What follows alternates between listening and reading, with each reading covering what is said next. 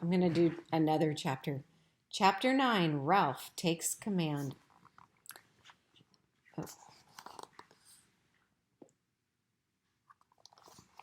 It was a sad night for Ralph, a sad and lonely night.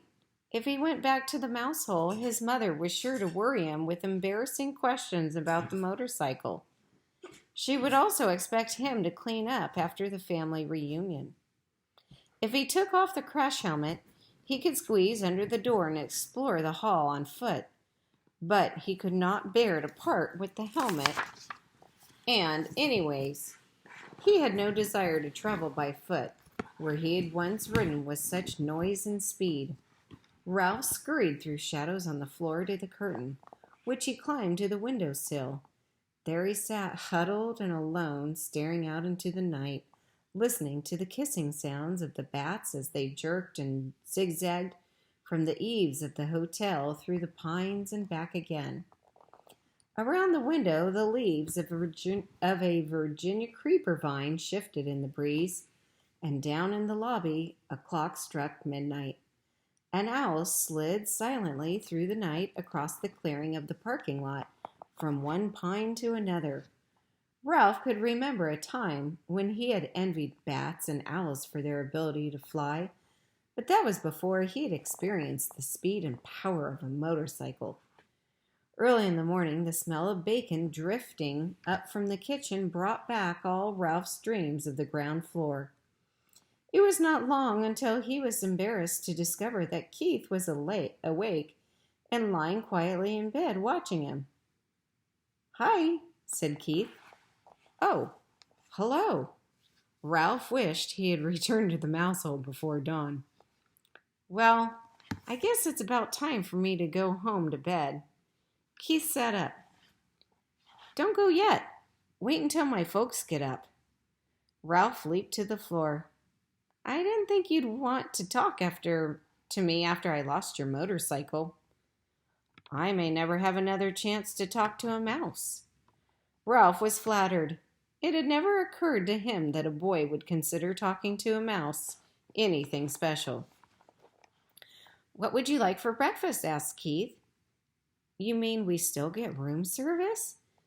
After what I did?" "Sure." Keith pulled his knees up under his chin and he wrapped his arms around his legs. "You mean you're not mad at me anymore?" asked Ralph.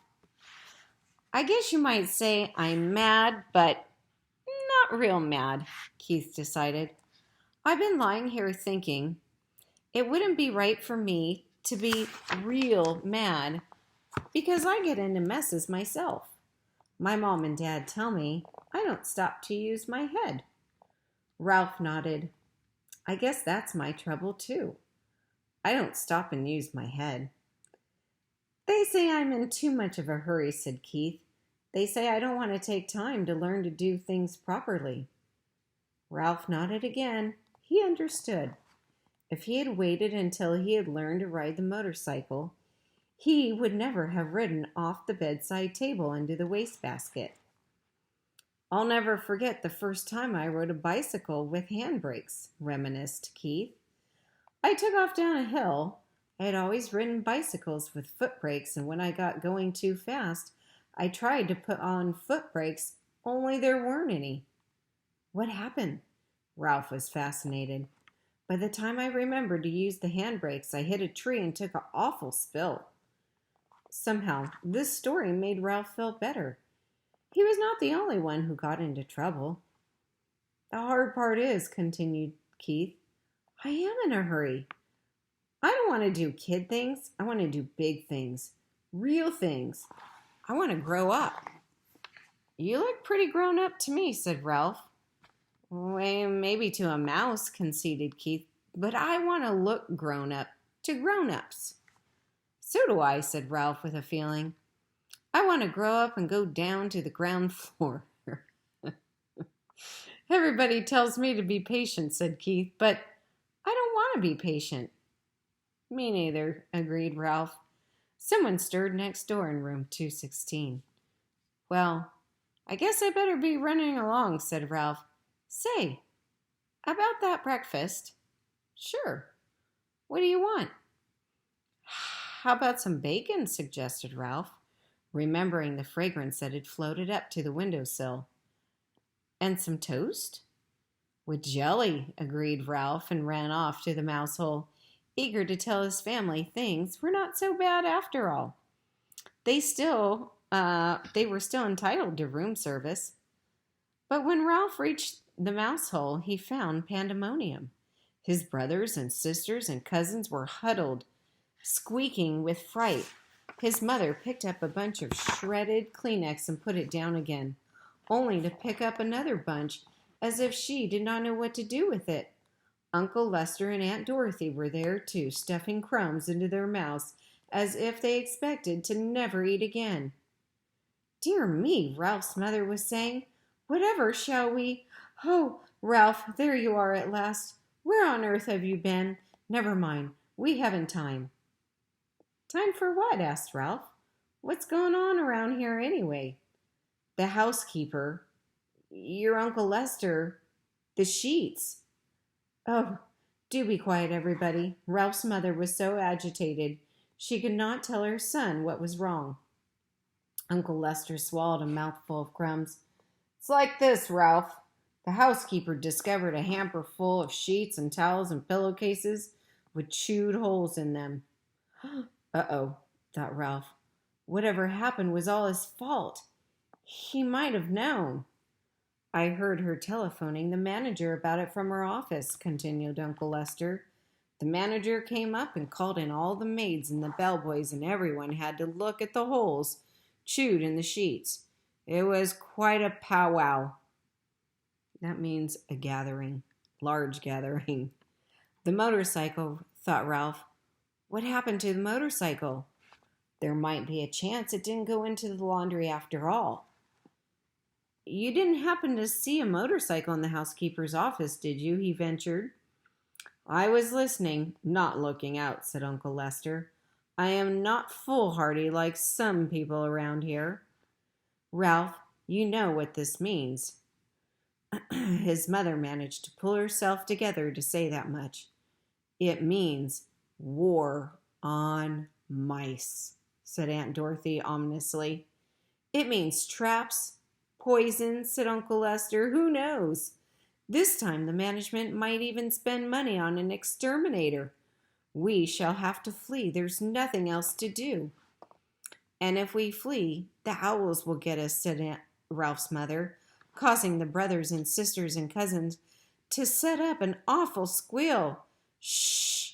The mother mouse fluttered her paws in alarm. Shh! Flee? Ralph was bewildered. Flee and leave the room service? Room service, exclaimed his mother. How can we expect room service after you lost that poor boy's motorcycle? It's all right, Ralph assured his mother, and could not resist adding rather grandly, I've already ordered. Room service is bringing us bacon and toast with jelly. So here's the picture of what they are all imagining. Poison,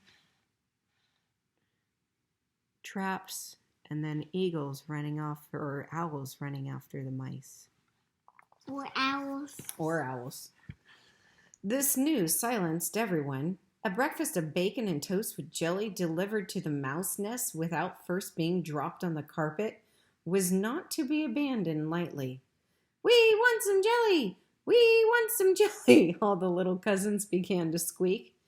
Be quiet, ordered Uncle Lester. Do you want them to find us?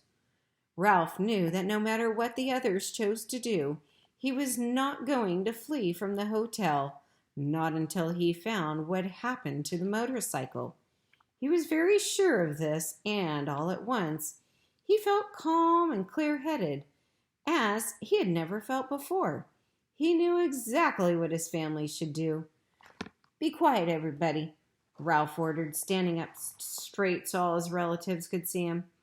I will tell you what we're going to do. See here, Ralph, interrupted Uncle Lester. You're pretty young to be giving orders to your elders.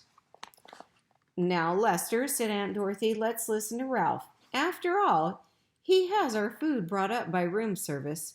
No one else in the history of this family has managed that. This silenced Uncle Lester, and Ralph was allowed to continue. What we should do is keep quiet for a few days. Here he looked down at his little cousins, who for once in their lives were not squeaking. I will arrange for room service to bring our meals so we don't have to go scrabbling around in the woodwork or scrounging around in the rooms. That way, we won't be tempted to taste any poisoned food or go near any traps. And if the management doesn't see or hear any of us for a few days, they will forget about us. They always do. Now, just a minute, said Uncle Lester. This boy won't be here long. You know how long it is with these people. Here today, gone tomorrow. Ralph had the answer. This is only Sunday.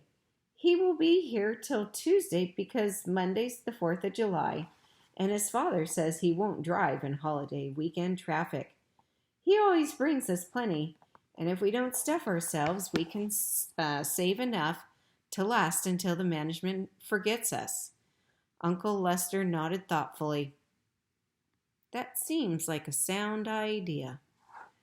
Yes, but Ralph, there is one thing that worries me, said his mother. How are we going to tip? Room service. When people have a waiter bring food to the room, they always give him a coin or two for his service. We haven't any money. Ralph had not thought of this. If we are going to continue to accept room service, we must do the right thing, insisted his mother. Don't worry, I'll think of something, promised Ralph, in the grand way he had acquired since he had ordered a meal sent up to the mouse nest. And that is the end of Chapter 9. Chapter 10 will be The Anxious Night, or An Anxious Night. Hi.